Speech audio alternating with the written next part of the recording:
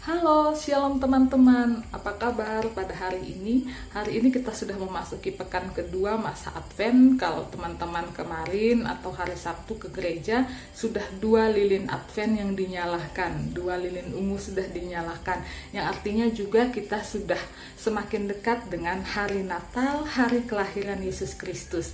Nah, apa yang sudah teman-teman lakukan atau teman-teman persiapkan menjelang hari Natal?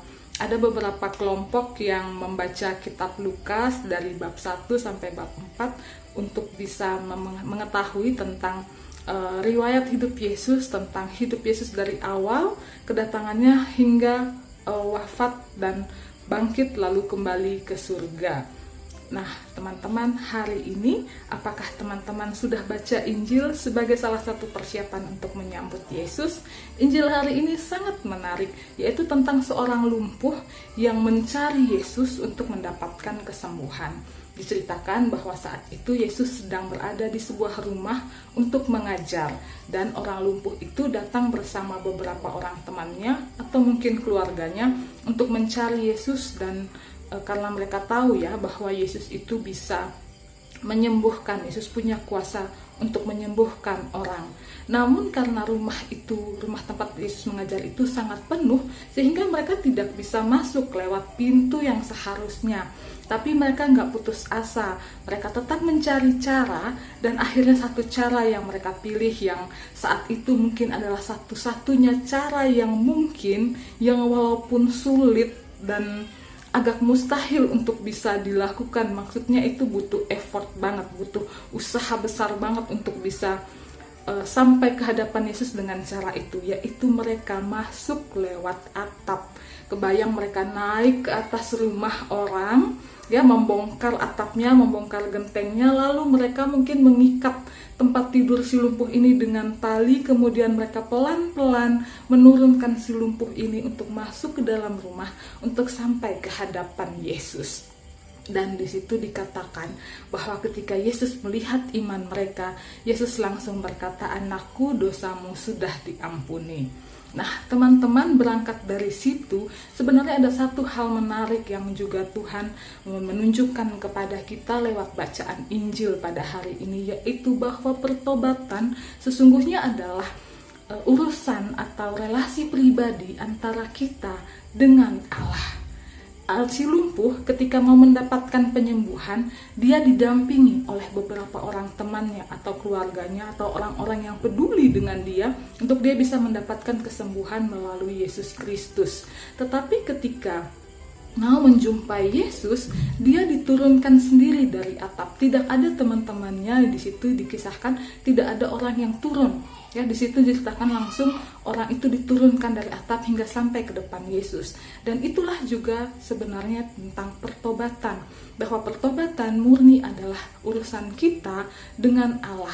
Orang-orang di sekitar kita yang mungkin menemani kita, mendampingi kita, berusaha membawa kita dekat kepada Yesus, hanyalah sampai di atap, hanya sampai di pintu gerbang.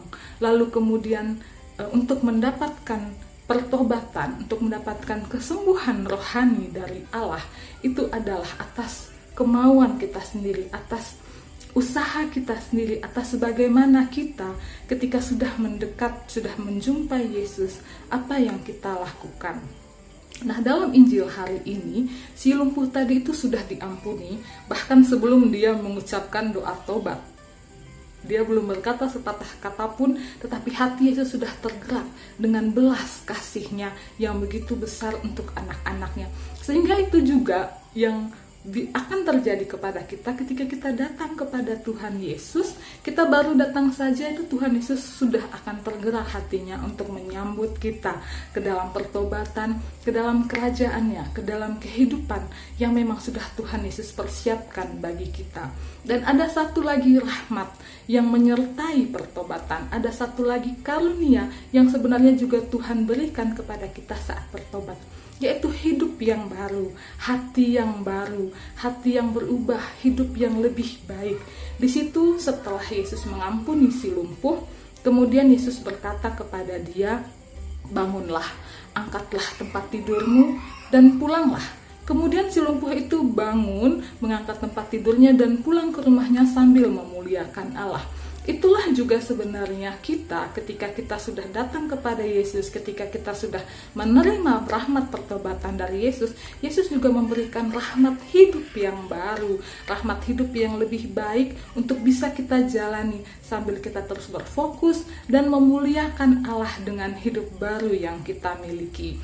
Jadi rahmat pertobatan itu sangat besar ya, dia nggak sekecil, maksudnya dia nggak berakhir di pertobatan saja, tetapi kalau kita mau buka hati, kalau kita mau ikut apa kata Yesus saat menjumpai Yesus dalam pertobatan itu, kita juga akan memiliki hidup yang baru. Kita juga akan bisa berjalan balik dari jalan hidup kita yang lama, jalan hidup kita yang salah, kepada jalan hidup yang baru yang Tuhan persiapkan.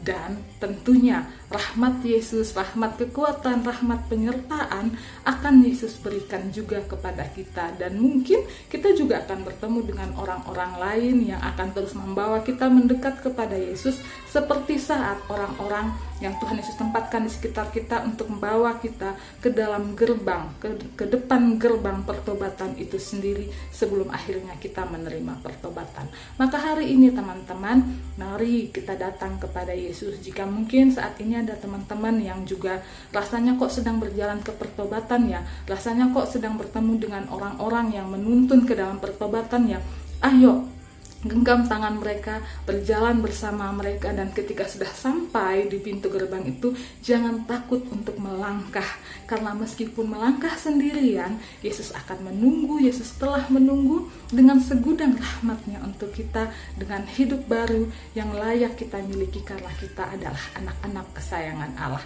Maka hari ini mari bawa kelemahan kita ke hadapan Yesus dan lalu pulang dengan hati yang memuliakan Allah, dengan hidup baru, dengan hati baru yang siap untuk terus memuliakan Allah dalam hidup kita. Selamat beraktivitas, Tuhan Yesus memberkati kita.